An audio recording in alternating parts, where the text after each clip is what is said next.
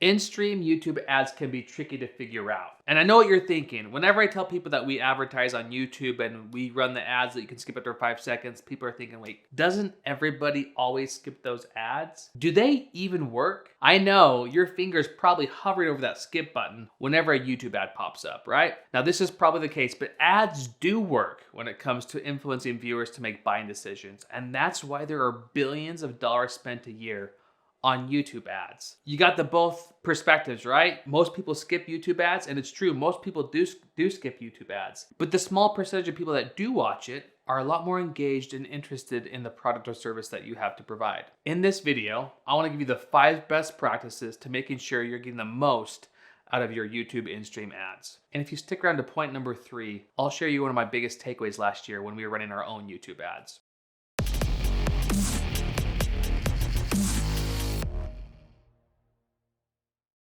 Before we go further in the video, I want to make sure that we're clear that YouTube in-stream ads are those ads that you can skip after 5 seconds. I'm not a fan of the ads that you aren't able to skip. I think it's a better experience for both the advertiser and the viewer when people can skip those ads. So that's what I'm talking about when we talk about in-stream ads. And the first biggest tip I can give you is choose who to lose. There's that common phrase that we've all heard: if you advertise to everybody, you advertise to nobody. And it's true. Like, you need to have a message that can cut straight to your target audience, right? And not everyone's message is for the entire world. Get really clear on who your audience is for and who it's not for, right? So if you have a message and it's for men who want to lose weight, well, guess who you aren't talking to? You're not talking to the women, and you're not talking to men who don't care about losing weight. Like, you gotta get really clear with who your message is for and who it's not for. And once you're clear on that, you can go to point number 2,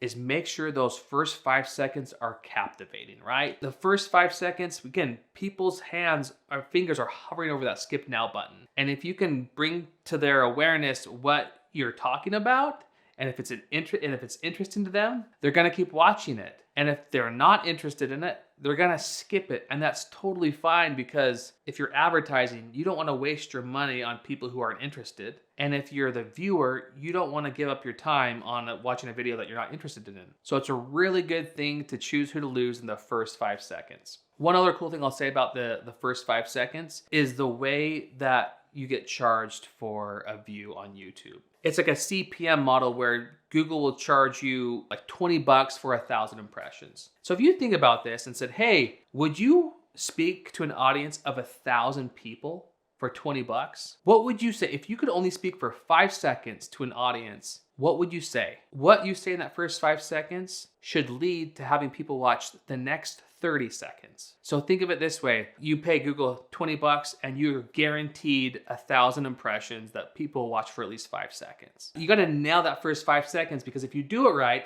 they're gonna watch the next 30 seconds. And if you do that part right, they'll watch for the next minute. It's something fun to be aware of. The way the math breaks down is if you are paying $20 for 1,000 impressions, chances are you'll end up paying $100 for 1,000 people to watch 30 seconds of your video, which that's a long time. So if I said, hey, you can speak to 1,000 people for 30 seconds and it's only gonna cost you $100, is that money well spent? I think so. All right, so now we choose who to lose. We have a really solid first 5 seconds or 30 seconds of your video.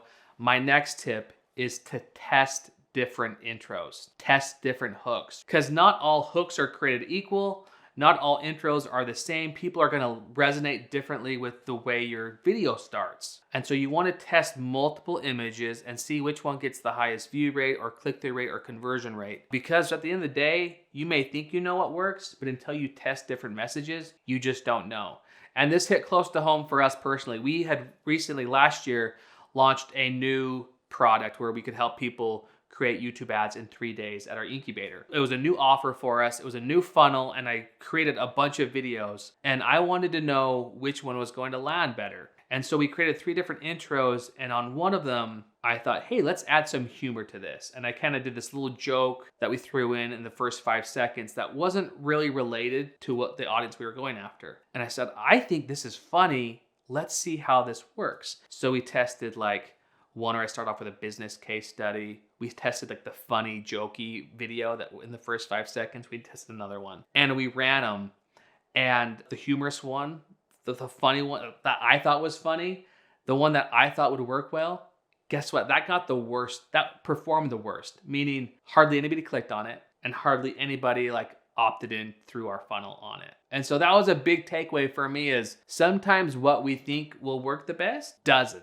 And sometimes what we don't think will work ends up working the best. And you don't know unless you test different messages or unless you test different hooks. So if you are taking the time to run in-stream ads, test at least 3 different variations of that ad so you can see which one works best. Number 4 is to add value. And when I say add value, I mean make it entertaining, make sure you share with people how to save money, save time, increase their energy. I think gone are the days where you can just yell at people as an ad. Like I remember those car commercials on TV where like, we're having a fire sale, sale, come on down, you get 50% off. Like gone are those days of advertising because like I think people are sick of them. And even today, I call them like internet marketing, where you watch it and you kind of just feel like, man, this feels kind of sleazy. This doesn't feel like, this feels internet marketing, right? But if you have an ad that entertains people and it teaches them something and educates them, that's a win. Before people give you their time or their money, they need to know that, hey, what you have to say is valuable. Make sure you bake in some value in the ad itself through education or entertainment. And it's gonna be a lot better of an experience for you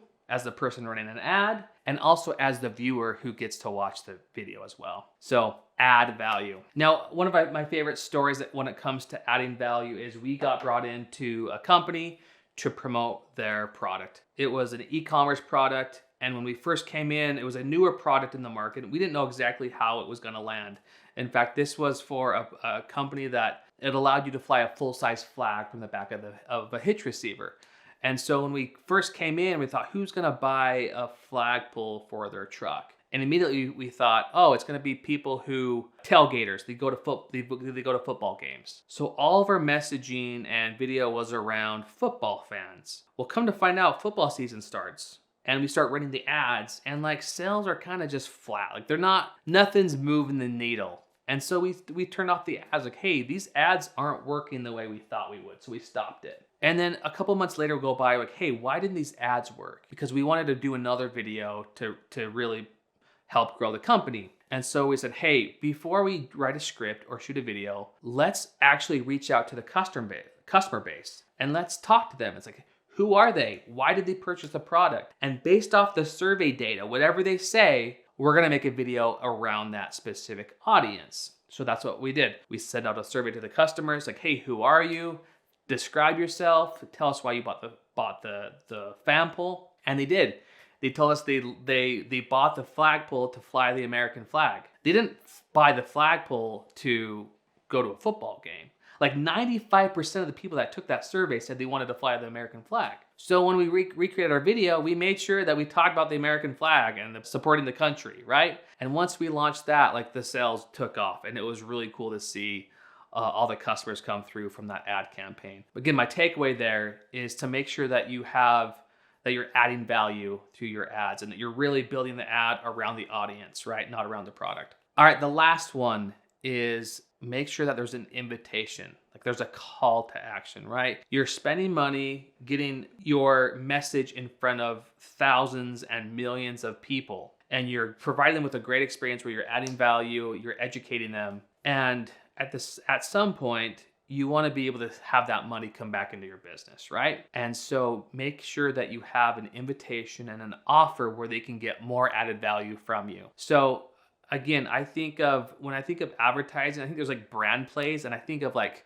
Coke, Pepsi, like all these big corporations that will just spend money to like corner the marketplace, right? But then I think there's a whole bunch of other companies that they really need to get leads and customers from their advertising dollars. They don't have millions of dollars to spend on advertising. They really want to see some type of return. And so that's where most of our experience comes from, is advertising in a way that not only provides value and entertainment, but that also allows the businesses to recoup the ad spend and make more money from the ads by getting people into their funnel, into their sales process, and initiating that. So your video should have some type of call to action that takes the viewer off of the ad and onto your website, where you can then provide them with more value. So those are the 5 best practices. Remember, choose who to lose, make sure you win the first 5 seconds, and number 3, test different messages.